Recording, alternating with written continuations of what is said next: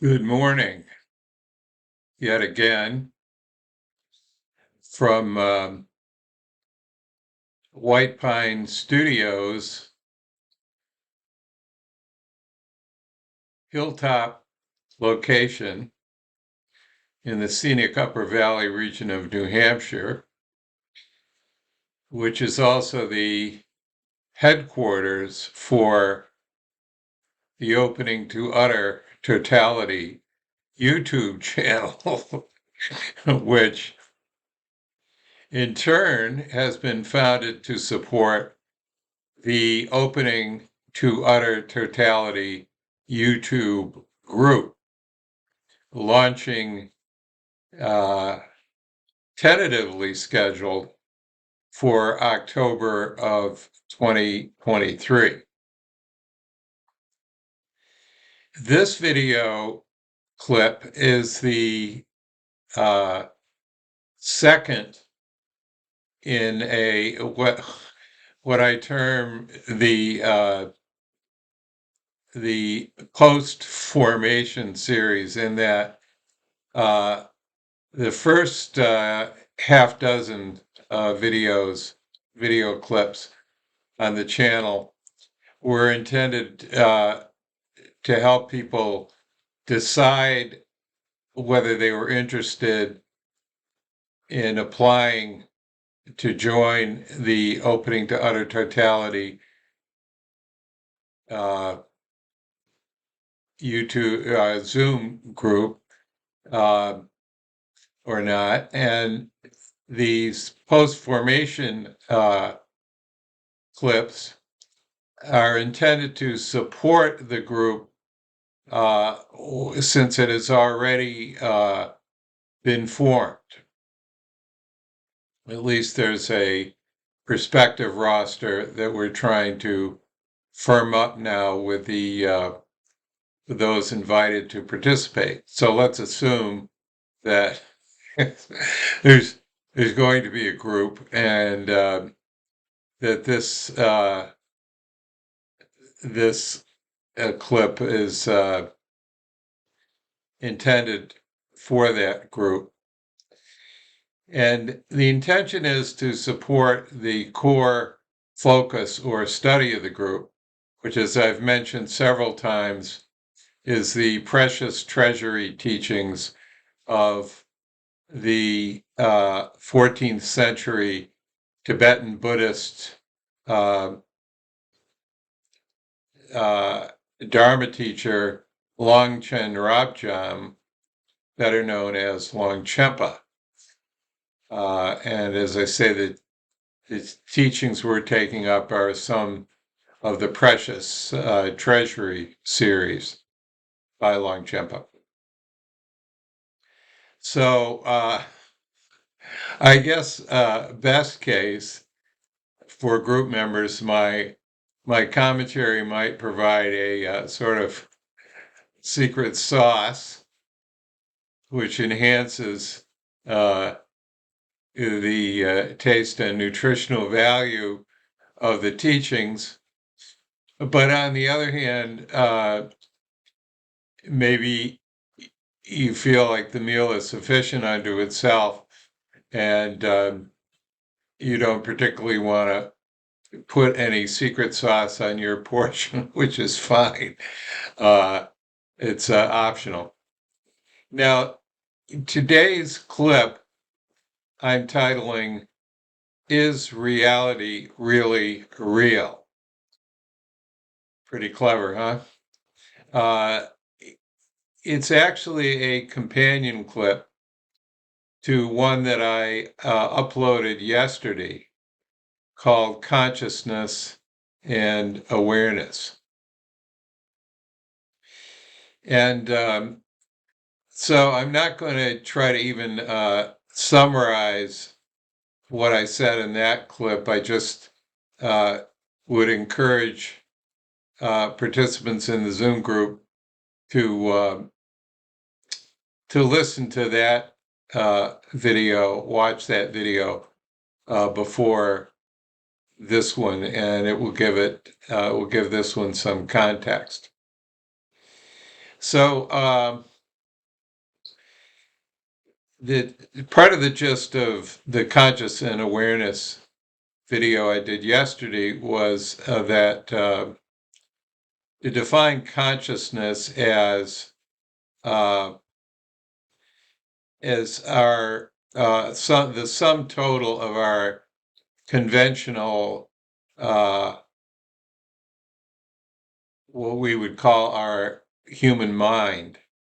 Um, so that is, of course, the intellect, sense perceptions, emotions, uh, everything that goes on in and through our mind is consciousness. And to distinguish consciousness from awareness, awakened awareness, in that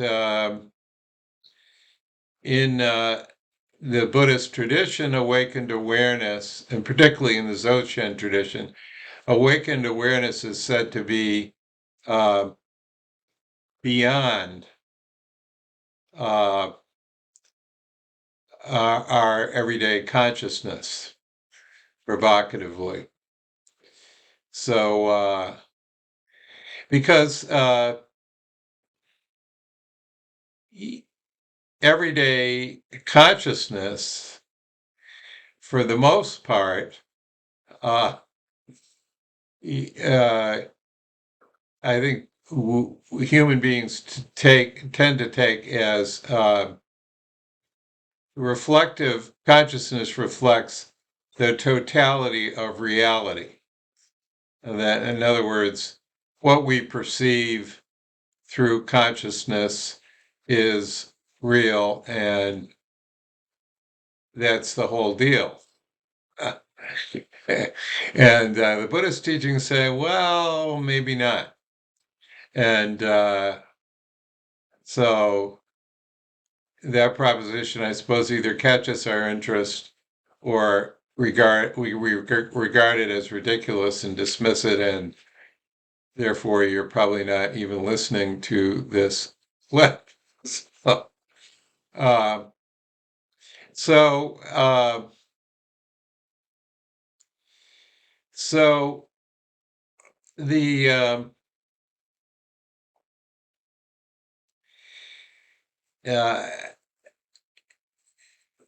the uh, Tibetan Buddhist lineage holder in the Aro lineage of the Nyingma tradition, Nakchang Rinpoche, uh, very engaging teacher and interesting individual, born in Wales of German extraction, who became a lineage holder in a Tibetan Buddhist tradition, and thus his Tibetan name Nakchang Rinpoche. Although he and his wife and co-lineage holder Khandro Dechin teach, as far as I'm aware, primarily these days in Europe. He used to venture more into North America, but I don't think, I think now they're more Europe-centric and have a center in Wales and draw a lot of European students. But in any case, he's had some interesting things to say about the our intellect and how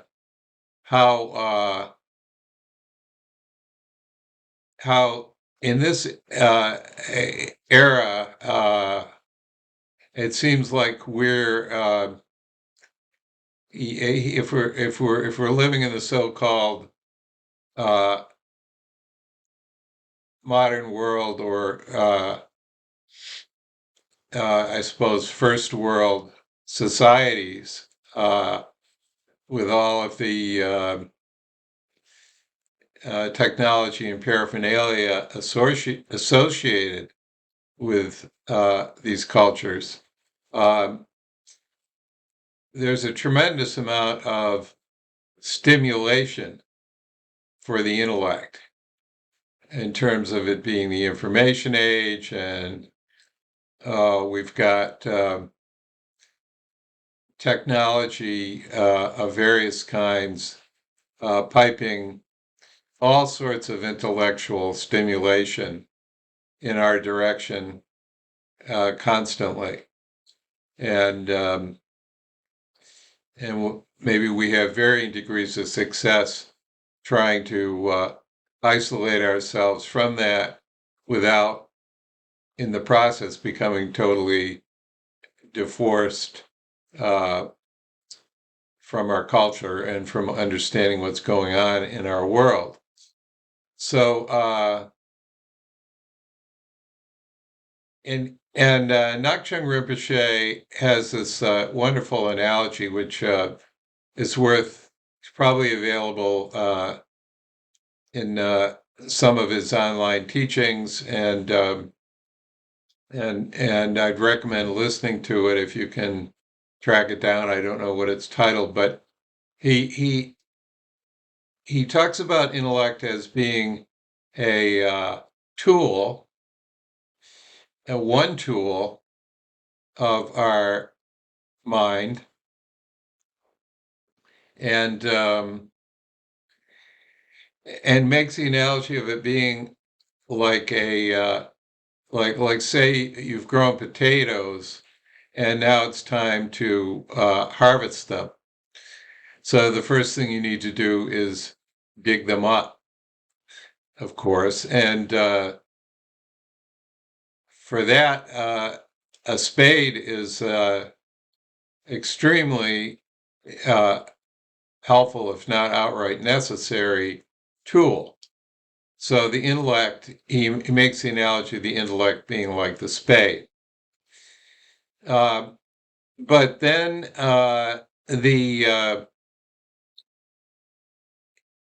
he extends the analogy by talking about the more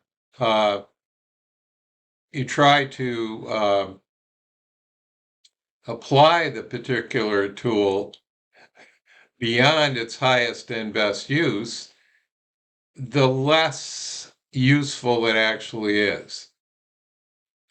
And he uses this very funny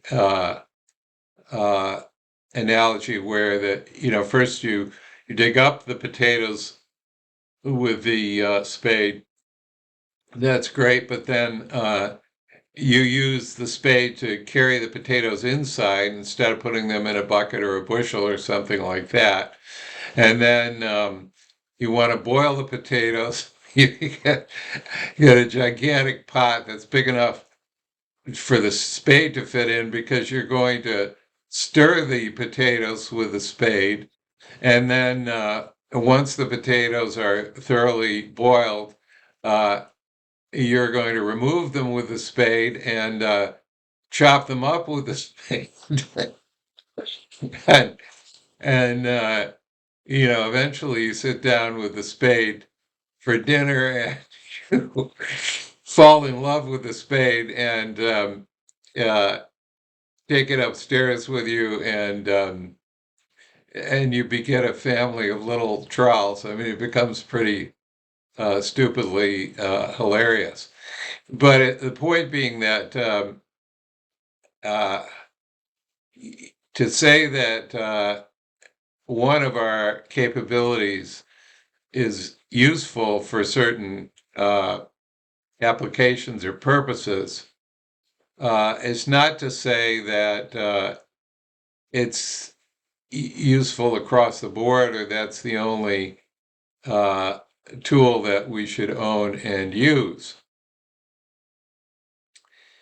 So what back to the title of the talk, is reality really real?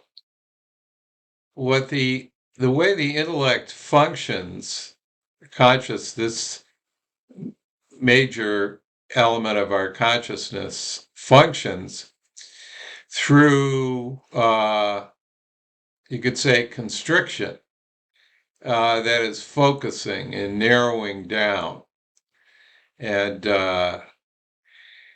isolating objects for examination and analysis in order to develop conceptual understanding.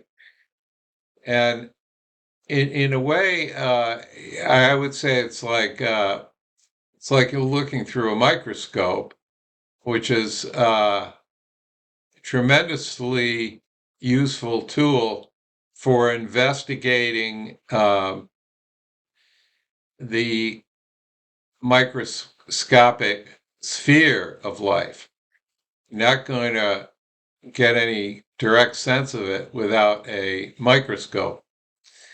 And so this constricting function of intellect is like a microscope. And where I think we get limited is that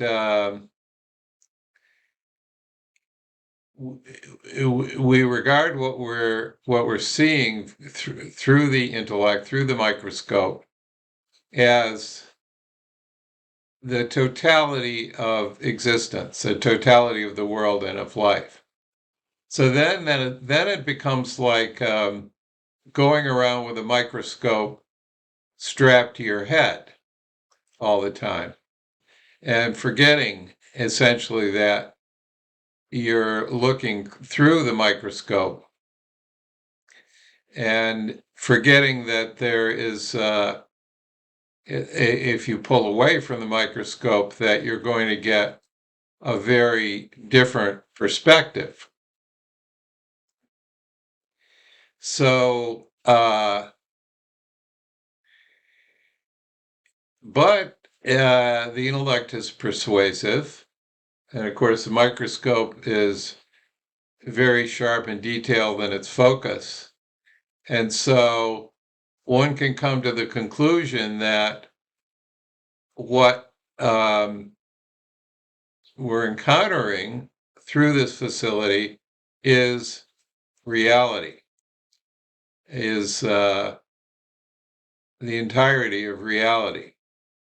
And the problem from the perspective of awakened awareness, or one could say in general terms, a spiritual perspective, is that the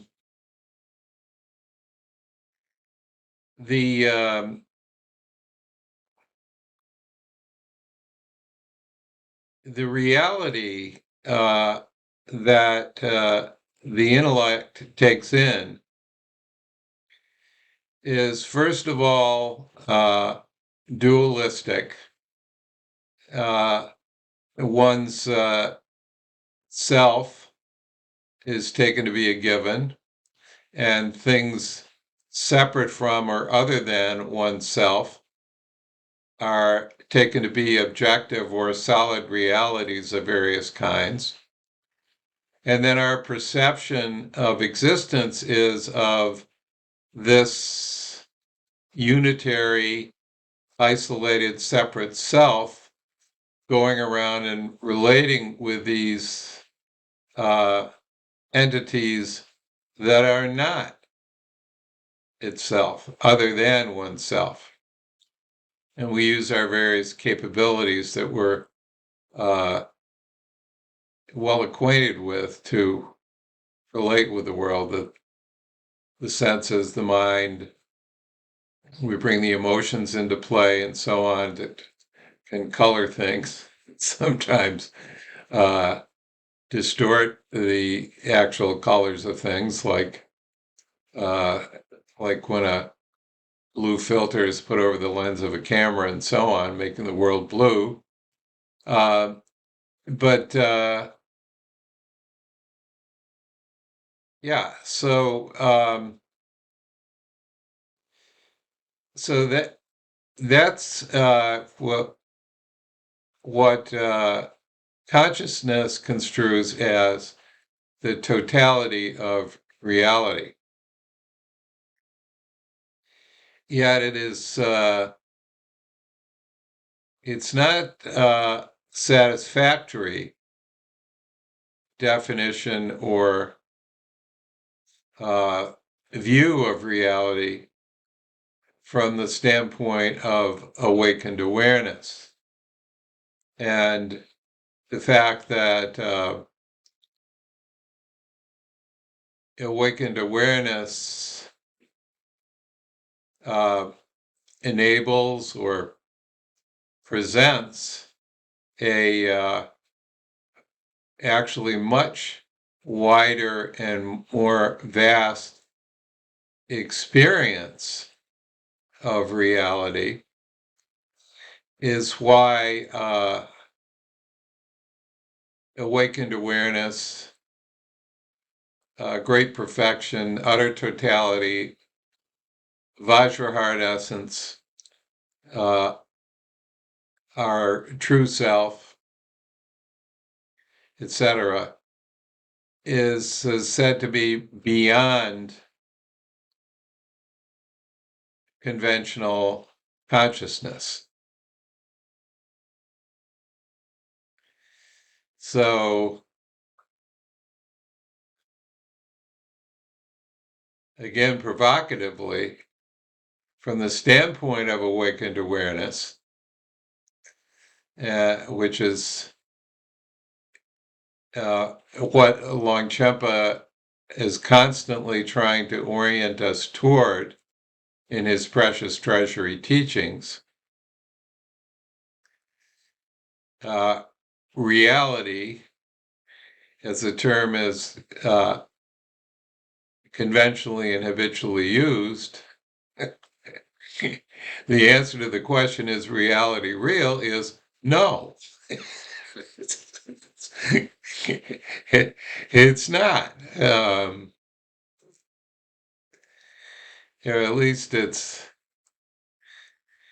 not the full picture.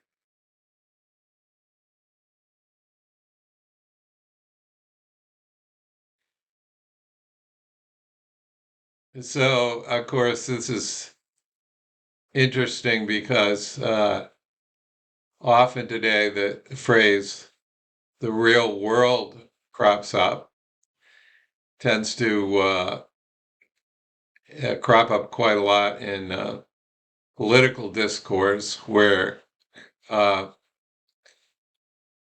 one side of a question or one party contends that the real world is blah, blah, blah, and describes it.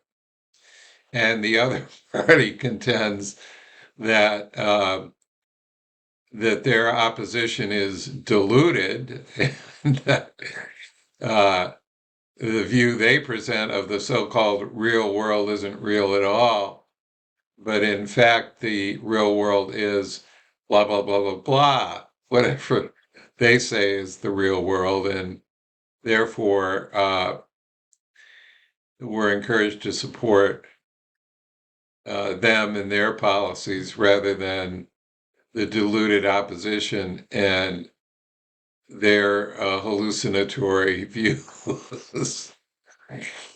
uh, so anyway, yeah. So uh, considering then if conventional reality isn't real, how do we uh, become acquainted with what is more fundamentally meaningful and real? And how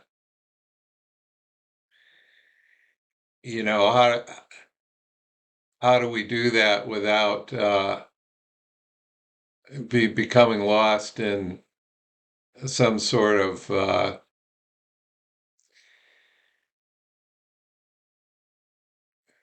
useless abstraction, one might say?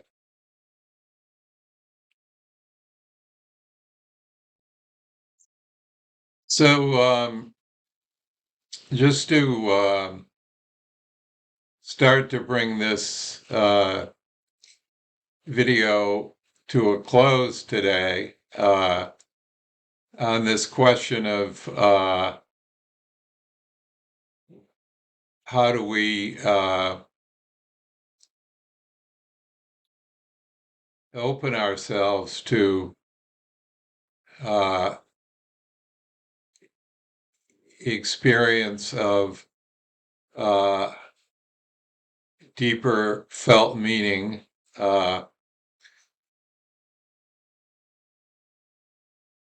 more real reality than we presently have.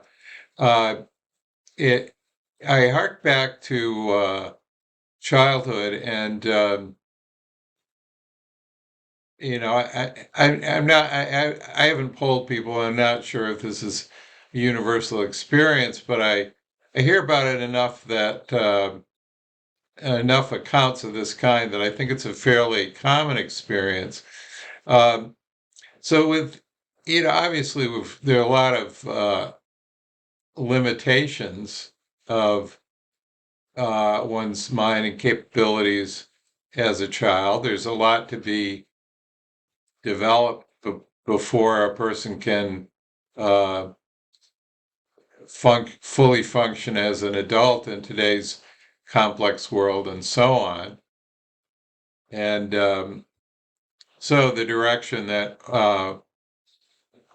conventional development in our culture takes us is to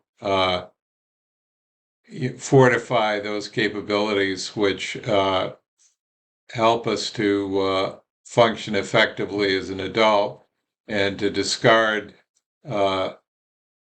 things that might occupy us as children, which are not going to be useful as an adult in conventional terms. But the fact remains that as children, we had a certain scope and freedom of the mind, our minds, that we seem to crowd out as we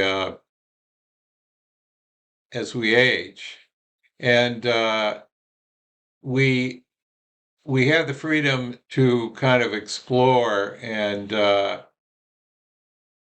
probably discovered some ranges of experience that we may recall as adults, and might probably feel were quite magical and meaningful in and of themselves, but which are no longer accessible to us in our uh, habitual adult patterns and business-like demeanor, and so on. So I raised that as just sort of one example that might fit with your experience of experiencing reality that is beyond what conventional consciousness would consider to be the bounds of reality. And yet, we had that experience, and the experience sticks with us. And like the taste of sugar, it seemed to be totally convincing in and of itself, even if we don't quite know what cupboard to find the sugar in today. But it was a convincing taste in and of itself in its own time. So now we can't go back at it like as we could when we were children. and shouldn't pretend that we can, because I think that would end up being somewhat foolish and frustrating. But we can work with and through conventional consciousness to discover what's within our experience, but beyond our conventional consciousness, and therefore obscured.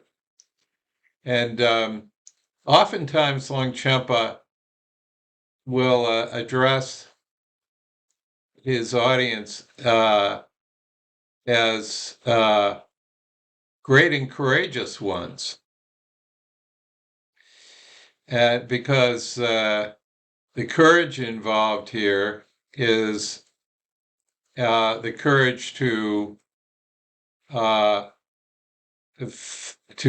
face ourselves more fully and deeply. In other words, to unstrap the microscope from our heads and relate with this far more spacious and vast, but scarily unfamiliar sphere of awakened awareness that lies beyond conventional consciousness. So maybe this talk ends up being a tease, in that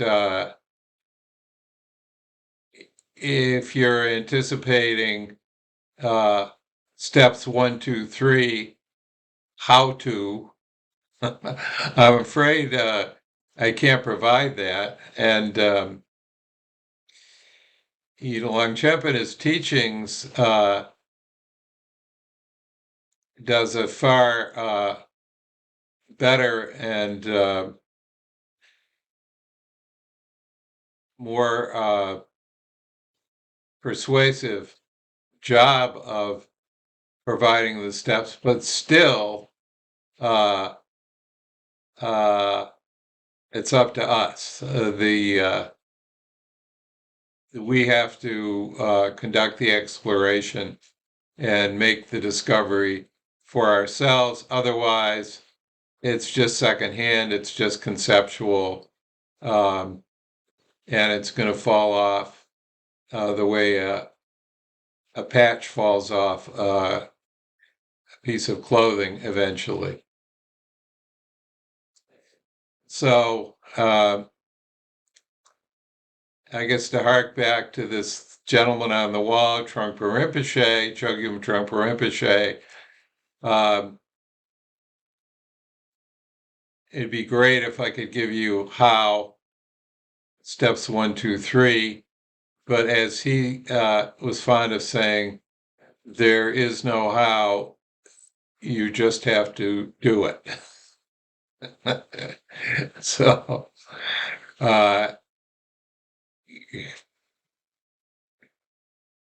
that's it for Real Reality today, for better or for worse.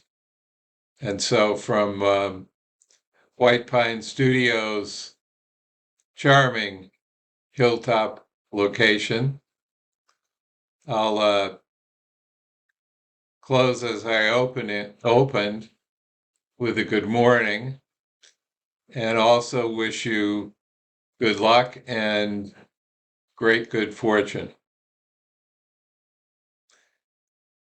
Bye-bye.